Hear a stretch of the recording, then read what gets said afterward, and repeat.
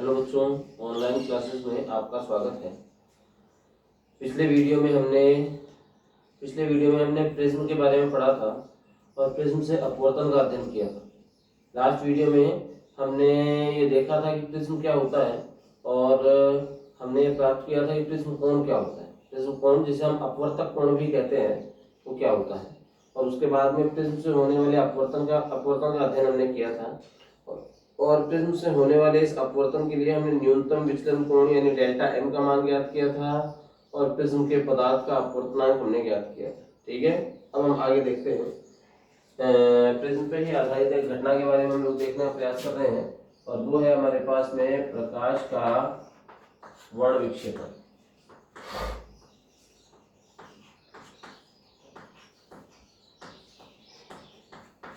प्रकाश का वर्ण विक्षेपण, यहाँ से अगर हम देखें प्रकाश के वर्ण विक्षेपण के बारे में, तो देखिए प्रकाश जो होता है श्वेत प्रकाश, सफेद रंग का प्रकाश जो आता है सामान्यतः हम लोग जो देखते हैं धूप के अंदर, जो श्वेत प्रकाश होता है वो 7 रंगों से मिलकर बना हुआ होता है। ठीक है ना, बेंजानी हेपिना, बैंगनी, जामुनी, नीला, हरा, पीला, नारंगी और लाल, इन 7 रंगों से मिलकर बना हुआ होता है, जिसे विबग्योर के अकॉर्डिंग भी आप बोल सकते हो।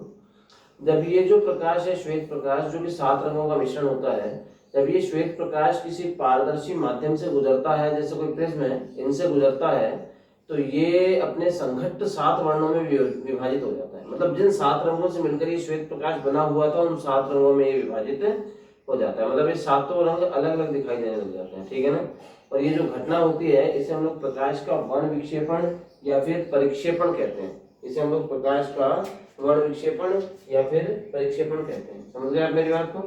प्रकाश का वर्ण विक्षेपण या फिर परिक्षेपण कहते हैं। देखिए जैसे ये हमारे पास में प्रिज्म का एक परिच्छेद आपको दे रखा है और इसके लिए आपको ऐसे बोला गया है कि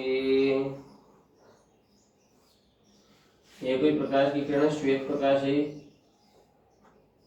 ये कौन सा प्रकाश हो गया? श्वेत प्रकाश। और ये श्वेत प्रकाश की जो किरणें प्रिज्म पर आपतित हो रही है, जिससे इसका अपवर्तन कुछ इस प्रकार से हो गया। लेकिन जब ये प्रिज्म से गुजरता है तो ये अपने संघट्ट 7 वर्णों में विभाजित हो जाता है, अपने 7 रंगों में ये विभाजित हो जाता है। ठीक है ना, तो ये 7 रंगों में विभाजित हो जाएगा और यहाँ से इसका अगर हम देखें तो इस हिसाब से निर्गत हो गया। ठीक है, समझ रहे हैं आप मेरी बात को? अब यहाँ से आप देखिए ये तो जैसे 7 रंगों में विभाजित हो गया और ये जो रंगों का क्रम है ये कुछ ये रंगों का जो क्रम है ये विबग्योर के अनुसार होता है। विबग्योर या फिर हिंदी में इसे हम बोलते हैं बेंजानी हेपिनाला।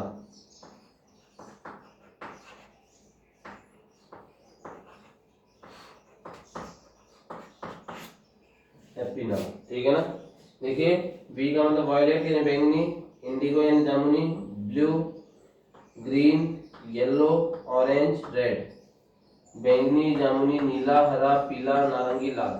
ठीक है, तो यहाँ से आप देखिए आपने इसमें क्या बोला? प्रकाश के वर्ण विक्षेपण में हमने बोला कि जब प्रकाश की किरण श्वेत प्रकाश की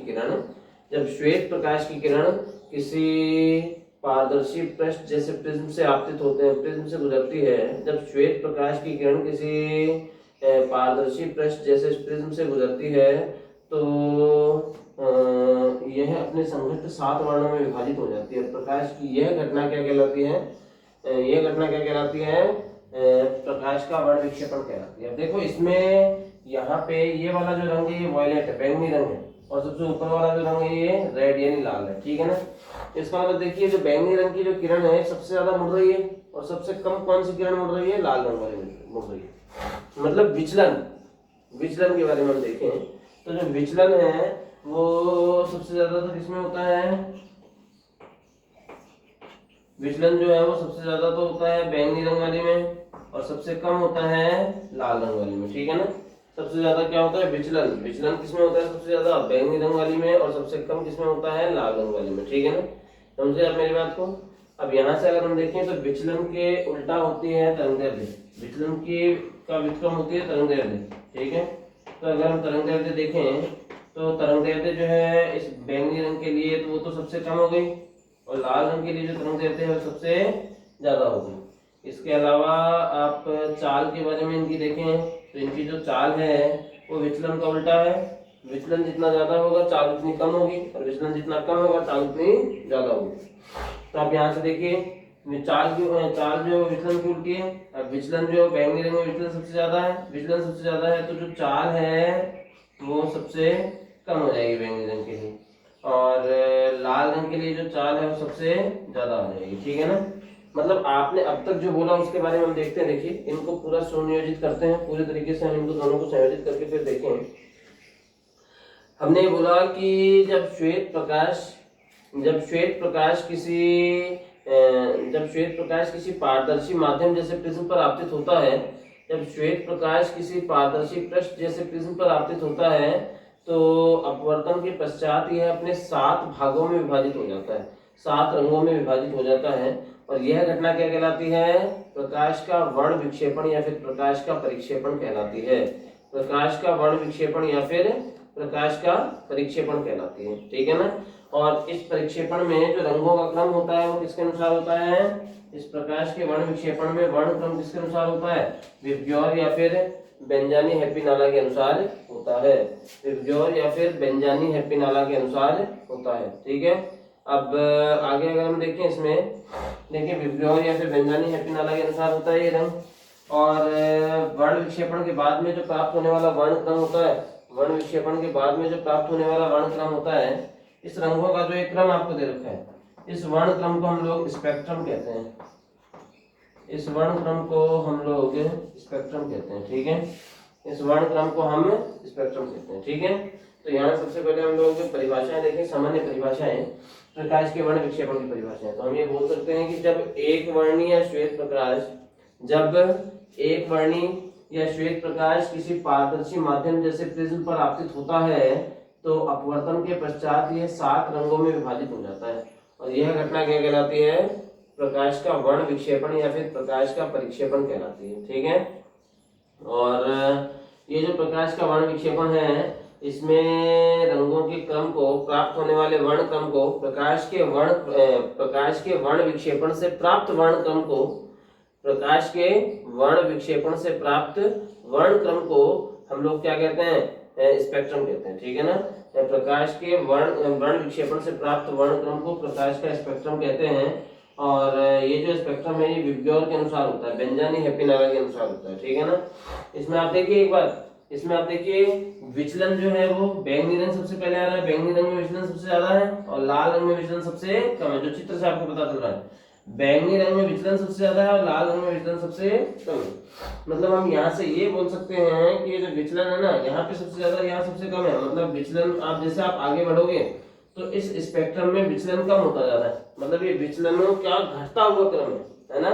ये विचलनों का घटता हुआ क्रम है। ठीक है ना। विबग्योर जो है विचलन का घटता हुआ क्रम है। और तरंगदैर्घ्य हम देखें तो तरंगदैर्घ्य देखिए आप, बैंगनी रंग की तरंगदैर्घ्य सबसे कम होती है, लाल रंग की तरंगदैर्घ्य सबसे ज्यादा होती है। यहाँ न्यूनतम, यहाँ अधिकतम, आगे बढ़ोगे तो बढ़ती जाएगी। इसका मतलब ये तरंगदैर्घ्य का बढ़ता हुआ क्रम है। और ऐसे ही चाल देखिए आप, चाल बैंगनी रंग की न्यूनतम है और लाल रंग की अधिकतम है। मतलब आप ये बोल सकते हो कि बैंगनी रंग की चाल न्यूनतम है, इसकी अधिकतम। जैसे जैसे आप आगे बढ़ोगे चाल बढ़ती जाएगी, इसका मतलब चाल का बढ़ता हुआ क्रम है। ठीक है। समझ रहे हैं आप मेरी बात को? तो हम यहाँ से बोल सकते हैं कि जब प्रकाश का वर्ण विक्षेपण होता है तो प्रकाश के वर्ण विक्षेपण से प्राप्त वर्ण क्रम को स्पेक्ट्रम कहते हैं, जो कि विबग्योर या फिर बेंजानी हेप्पी-नाला के अनुसार होता है। ठीक है। इस स्पेक्ट्रम से प्राप्त होने वाले वर्ण क्रम में बैंगनी रंग का विचलन अधिकतम व लाल रंग का विचलन न्यूनतम होता है। ठीक है। बैंगनी रंग का विचलन अधिकतम व लाल रंग का विचलन न्यूनतम होता है, जबकि बैंगनी रंग की तरंगदैर्घ्य न्यूनतम व लाल रंग की तरंगदैर्घ्य अधिकतम होती है। इसी प्रकार बैंगनी रंग की चाल न्यूनतम व लाल रंग की चाल अधिकतम होती है। ठीक है। समझ रहे हैं मेरी बात को? ये था प्रकाश का वर्ण विक्षेपण। ठीक है। अब इस प्रकाश के वर्ण विक्षेपण का हमारे मन में एक प्रश्न बनता है कि ऐसी क्या समस्या थी कि प्रकाश का वर्ण विक्षेपण हुआ, भाई हुआ ही क्यों वास्तव में? ठीक है। तो देखिए इसका कारण क्या होता है।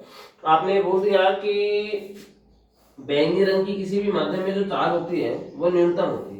बैंगनी रंग की चाल किसी माध्यम के अंदर न्यूनतम है और लाल रंग की जो चाल है किसी माध्यम में वो अधिकतम होती है। ठीक है ना। बैंगनी रंग की किसी माध्यम में चाल न्यूनतम और लाल रंग की किसी माध्यम में चाल अधिकतम होती है। समझ रहे हैं आप मेरी बात को?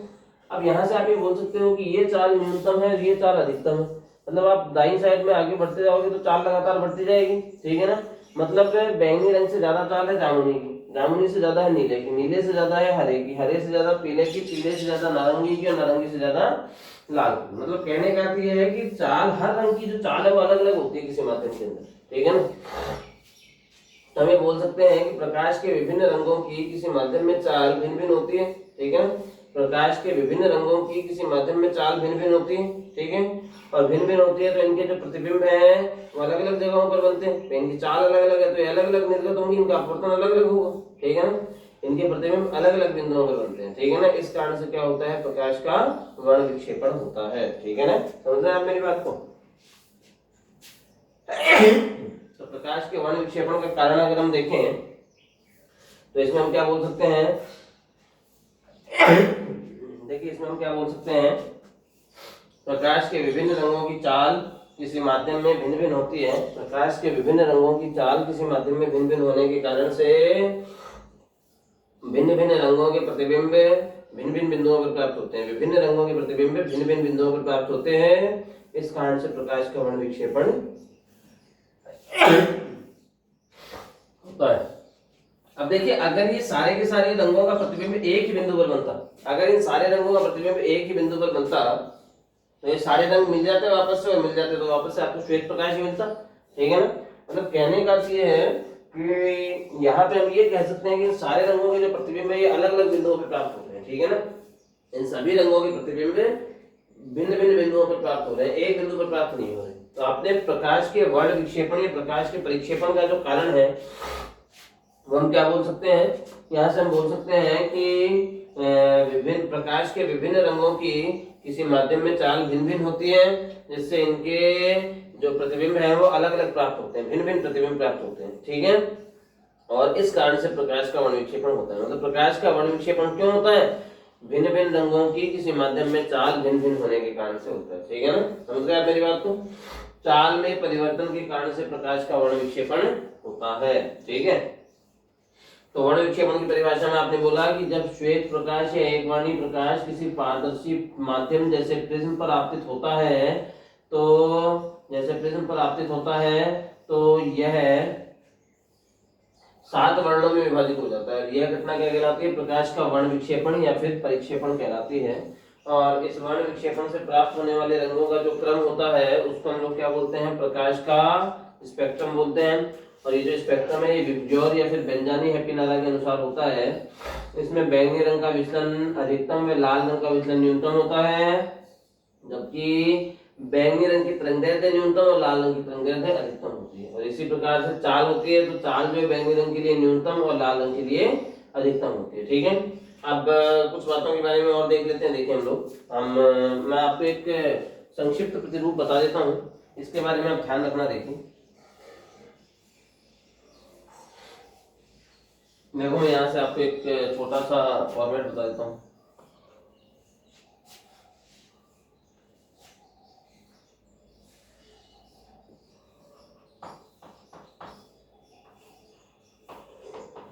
दो रंगों के लिए हम लोग देख रहे हैं बैंगनी और लाल, बाकियों के लिए सब कुछ बीच में ही रहेगा, ठीक है। सबसे पहले जैसे हम लोग देख रहे हैं विचलन के बारे में कि विचलन क्या होगा, किस प्रकार से होगा, ठीक है। विचलन आपने विबग्योर के अनुसार बोला था, स्पेक्ट्रम या फिर बेंजानी हैप्पीनाला। तो यहां से अगर हम देखें तो विचलन जो है ये बैंगनी रंग के लिए देखिए हम लोग क्या कह सकते हैं, बैंगनी रंग के लिए विचलन जो है ये अधिकतम होता है और लाल रंग के लिए विचलन न्यूनतम होता है। इसके बाद में तरंगदैर्घ्य आती है, तो जो तरंगदैर्घ्य है वो विचलन का उल्टा है। तरंगदैर्घ्य विचलन का व्युत्क्रम है, तो बैंगनी रंग की अगर विचलन अधिकतम था तो तरंगदैर्घ्य हो गई न्यूनतम, और लाल रंग के लिए विचलन न्यूनतम था तो तरंगदैर्घ्य हो गई अधिकतम। और ये जो तरंगदैर्घ्य है इसका उल्टा होती है आवर्ती, तरंगदैर्ध्य का व्युत्क्रम क्या है? आवर्ती। तो इसका उल्टा करो, न्यूनतम तरंगदैर्ध्य थी मतलब आवर्ती हो जाएगी अधिकतम, और तरंगदैर्ध्य अधिकतम है इसका मतलब आवर्ती हो गई न्यूनतम। ठीक है। अब इसके बाद में हम लोग देखें यहाँ से एक और चीज आपको देखनी है, और जो कि है प्रकाश का प्रकीर्णन। आगे देखेंगे हम लोग इस बिंदु के बारे में, मैं यहाँ पे आपको संक्षिप्त रूप बता रहा हूँ इसलिए बता देता हूँ। प्रकीर्णन तरंगदैर्ध्य का व्युत्क्रम होता है। प्रकीर्णन किसका व्युत्क्रम है? तरंगदैर्ध्य का व्युत्क्रम। तो चूंकि तरंगदैर्ध्य बैंगनी के लिए न्यूनतम है तो इसका प्रकीर्णन अधिकतम होगा। सबसे ज्यादा प्रकीर्णन कौन से रंग का होता है? फैल जाना। प्रकीर्णन का संक्षिप्त रूप क्या होता है? संक्षिप्त अर्थ क्या होता है? फैल जाना।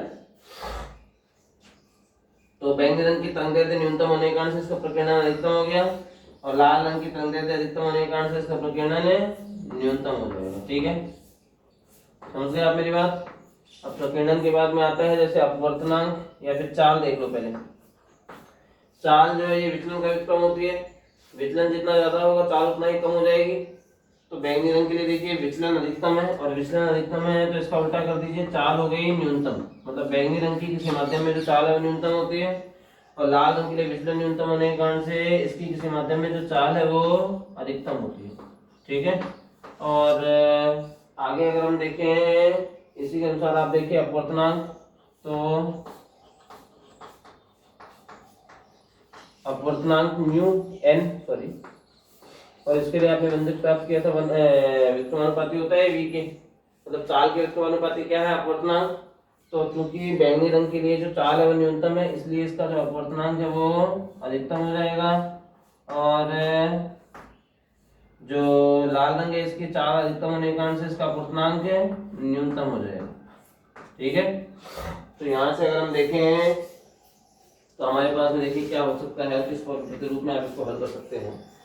हमने बोला कि प्रकाश के वर्ण विक्षेपण यानी प्रकाश के परिक्षेपण से प्राप्त होने वाले कुछ बिंदुओं पे का संक्षिप्त रूप ये है। ठीक है ना, ये आपको ध्यान रखना पड़ेगा। कुछ बातें तो आपको ध्यान रखनी ही पड़ेगी। ठीक है ना, जैसे एक तो आपको विचलन ध्यान रखना है, एक आपको तरंगदैर्ध्य ध्यान रखना है, एक आपको प्रकीर्णन ध्यान रखना है। ये तो मस्ट है, ये तो जरूरी है ना। सारा याद रखने बहुत अच्छी बात है, लेकिन ये तो याद होने ही चाहिए क्योंकि ये हमारे ज्यादा काम में आते हैं। ठीक है ना, सबसे ज्यादा विचलन होता है बैंगनी रंग में और सबसे कम होता है लाल रंग में। ठीक है ना, सबसे ज्यादा बैंगनी में और सबसे कम है लाल में।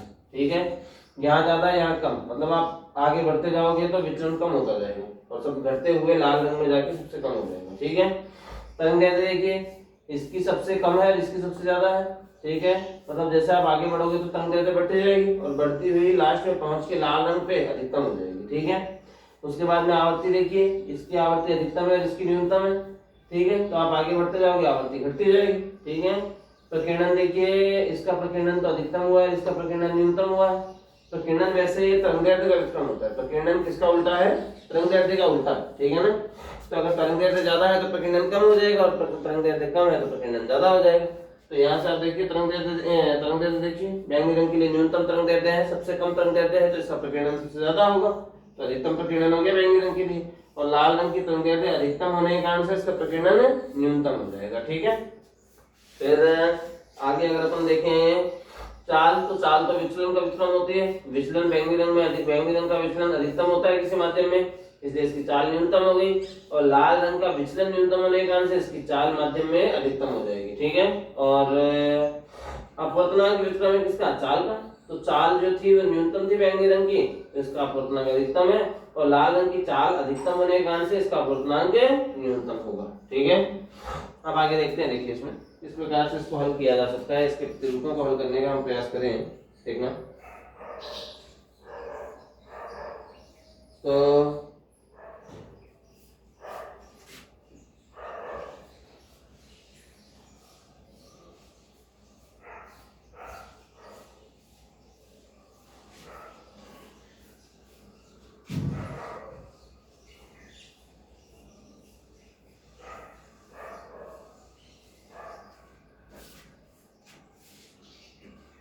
अब आगे देखते हैं। एक छोटा सा टॉपिक और है जो आपकी किताब में दे नहीं रखा है, लेकिन नाम है, पहले चला करता था टॉपिक, तो मैं आपको बता देता हूँ। न्यूटन का क्लासिकी प्रयोग। न्यूटन का क्लासिकी प्रयोग न्यूटन का क्लासिक प्रयोग आप देखिए। भाई आपने प्रकाश के वर्ण विक्षेपण में ये बोला कि जब श्वेत प्रकाश को आप किसी प्रिज्म पर आपतित करवाएंगे तो प्रकाश 7 रंगों में विभाजित हो जाएगा। तो इसी प्रकार से अगर आप 7 रंगों में विभाजित किसी प्रकाश को प्रिज्म से गुजारोगे तो फिर वो वापस से एक रंग यानी श्वेत प्रकाश मिलना चाहिए आपको, ठीक है। भाई प्रिज्म था, उस पर आपने एक रंग का प्रकाश आपतित किया तो 7 रंगों का प्रकाश मिल गया, ठीक है। अब इसके सामने आपने उल्टा प्रिज्म और रख दिया, उससे आप किसी 7 रंगों में प्रकाश को गुजार रहे हो तो वापस से एक वर्णी प्रकाश मिलना चाहिए। और यही न्यूटन का क्लासिक प्रयोग है। देखिए क्या होता है।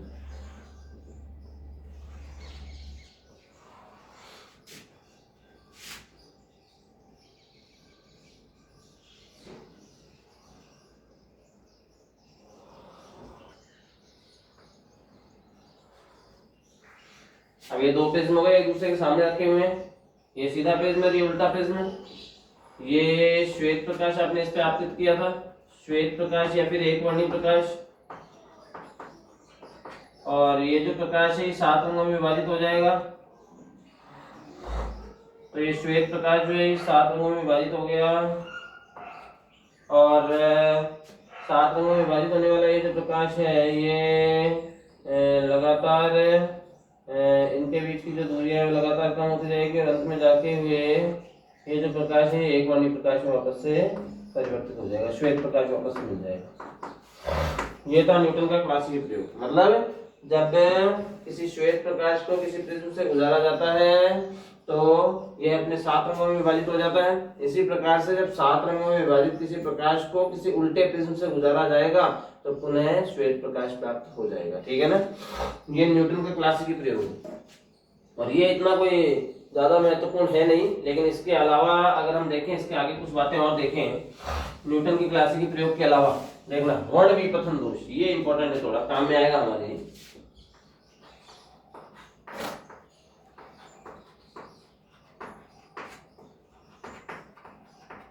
देखिए कई बार आप क्या होता है कि आप अगर जैसे मान लो आपको चश्मा लगाना है, आप चश्मा लगाते हैं और आप किसी ज्यादा रोशनी वाली जगह पर खड़े हुए हैं तो आपको जो प्रतिबिंब किसी वस्तु का दिखाई देगा वो अस्पष्ट प्रतिबिंब दिखाई देगा। मतलब उनकी जो चमक है वो आपको उस चश्मे के कारण से, उस लेंस के कारण से थोड़ी सी अलग प्रतीत होगी।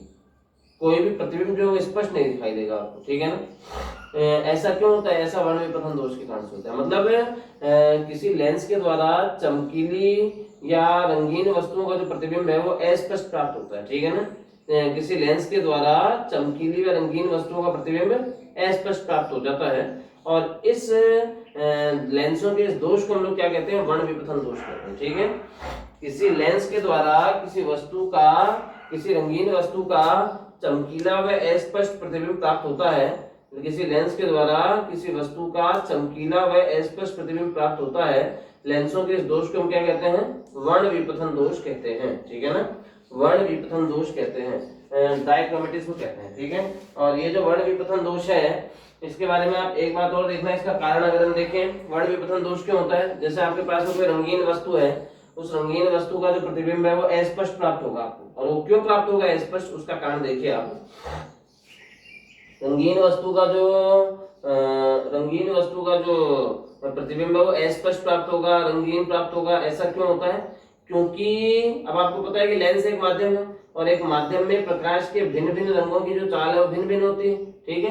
तो इसलिए प्रकाश के विभिन्न रंगों की चाल किसी माध्यम में भिन्न भिन्न होने के कारण से लेंस से गुजरने वाले भिन्न भिन्न रंगों के जितने भी जो रंग गुजरते हैं लेंस से, उनके प्रतिबिंब अलग अलग बिंदुओं पर प्राप्त होते हैं, वो अलग अलग प्रतिबिंब आपको दिखाई देंगे। इससे जो प्रतिबिंब है वो अस्पष्ट हो जाता है, धुंधला हो जाता है, ठीक है ना।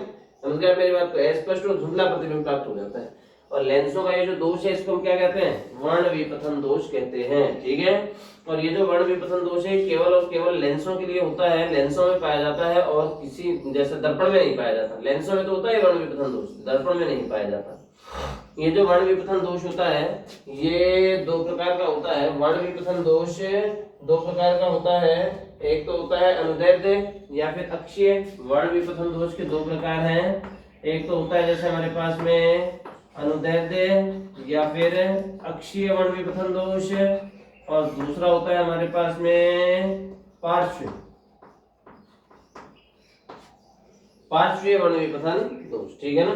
अनुदैर्ध्य या फिर अक्षीय वर्ण विपथन दोष, और दूसरा होता है पार्श्वीय वर्ण विपथन दोष। ठीक है, अब ये ध्यान रखना आप कि एक अकेला जो लेंस होता है, तो लेंसों में वर्ण विपथन दोष होगा। चाहे किसी भी लेंस को ले लेना आप, और कैसा भी लेंस ले लेना आप, चाहे वो लेंस कितना भी अच्छे तरीके से बनाया गया हो और चाहे वो कितना भी त्रुटिपूर्ण बनाया गया हो, लेकिन किसी भी लेंस के लिए वर्ण विपथन दोष होगा, ये अनिवार्य है। ठीक है ना, ये अनिवार्य है, कोई भी विज्ञान इस वर्ण विपथन दोष को नहीं रोक सकती। ठीक है ना, ये तो होगा, ये अनिवार्य है, लेकिन इसको कम किया जा सकता है। और कम करने के लिए भी आप ये ध्यान रखना कि एक अकेला लेंस जो है कभी भी वर्ण विपथन दोष को नहीं कम कर सकता। ठीक है ना, इसको कम करने के लिए हम लोग 2 या 2 से अधिक लेंसों के एक युग्म का प्रयोग करते हैं और उन युग्मों को संयुक्त कर देते हैं, एक दूसरे के संपर्क में रख देते हैं, और इस प्रकार से संयुक्त किया जाता है कि प्रत्येक रंग का जो प्रतिबिंब है वो एक ही बिंदु पर प्राप्त हो जाए। प्रत्येक रंग का जो प्रतिबिंब है वो एक बिंदु पर प्राप्त हो जाए। ठीक है ना, एक बिंदु पर अगर सारे रंगों का प्रतिबिंब प्राप्त होगा तो आपको वापस से वस्तु श्वेत वस्तु दिखाई देगी आपको। ठीक है, और उसका क्लियर प्रतिबिंब, स्पष्ट प्रतिबिंब प्राप्त होगा, अस्पष्ट प्रतिबिंब प्राप्त नहीं होगा। ठीक है ना, तो लेंसों का ये जो युग्म होता है जिससे आप लोग इस वर्ण विपथन दोष को दूर करते हैं, इस युग्म को अवर्णक लेंस युग्म कहते हैं। ठीक है ना, इस युग्म को अवर्णक लेंस युग्म कहते हैं। इस युग्म को अवर्णक लेंस युग्म कहते हैं। ठीक है, समझ रहे हैं मेरी बात को? तो हमें कह सकते हैं कि वर्ण विपथन दोष को अकेले लेंस से दूर नहीं किया जा सकता। एक अकेला लेंस वर्ण विपथन दोष को दूर नहीं कर सकता और ना ही इसे कम कर सकता है। तो इसे कम करने के लिए अवर्णक लेंस, इसे कम करने के लिए 2 या 2 से अधिक लेंसों के युग्म का प्रयोग किया जाता है और इन लेंसों को परस्पर संयुक्त कर दिया जाता है और इन्हें इस प्रकार से व्यवस्थित किया जाता है कि प्रत्येक रंग का जो प्रतिबिंब है वो एक ही बिंदु पर प्राप्त हो, प्रत्येक रंग का प्रतिबिंब एक ही बिंदु पर प्राप्त हो। ठीक है, और ये जो घटना है ये क्या कहलाती है? ये जो घटना है ये क्या कहलाती है? ये जो लेंस युग्म है ये क्या कहलाता है? अवर्णक लेंस युग्म कहलाता है। ठीक है ना, अवर्णक लेंस युग्म कहलाता है। तो इसमें हमने बोला कि वर्ण विपथन दोष को किसी अकेले लेंस से कम नहीं किया जा सकता। इसे कम करने के लिए हम लोग 2 या 2 से अधिक लेंसों के एक युग्म का प्रयोग करते हैं। लेंसों के एक युग्म का प्रयोग करते हैं और ये जो लेंस युग्म होता है ये इस प्रकार से व्यवस्थित होता है, मतलब ये लेंस युग्म जो है इसमें लेंसों को संयुक्त कर देते हैं और इनको इस प्रकार से व्यवस्थित करते हैं कि प्रत्येक रंग का प्रतिबिंब एक ही बिंदु पर प्राप्त हो, जिससे किसी वस्तु का स्पष्ट प्रतिबिंब हमें प्राप्त हो सके।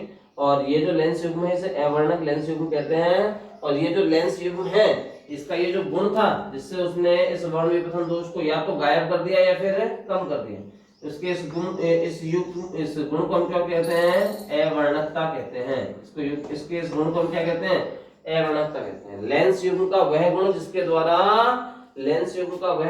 द्वारा वर्ण विपथन दोष को कम किया जा सकता है वो क्या कहलाता है?